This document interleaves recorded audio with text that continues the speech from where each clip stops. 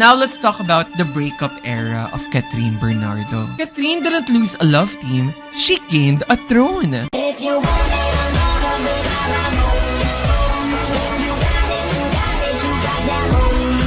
And alam mo kung saan natakot yung mga tao? Hindi siya nag-collapse. Kapag ang babae galing sa iconic na love team at nag-break, dapat may meltdown. Dapat may pa-interview. Dapat may paluha. Dapat may how I healed arc. Pero wala.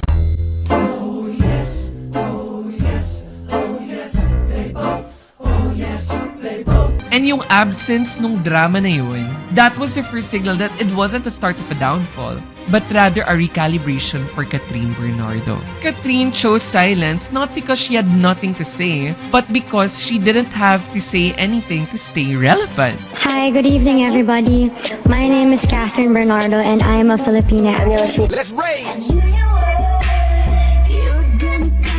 Walang public dragging, walang pa-cryptic post na kailangan i-decode ng mga Twitter stans, walang pa-victim narrative.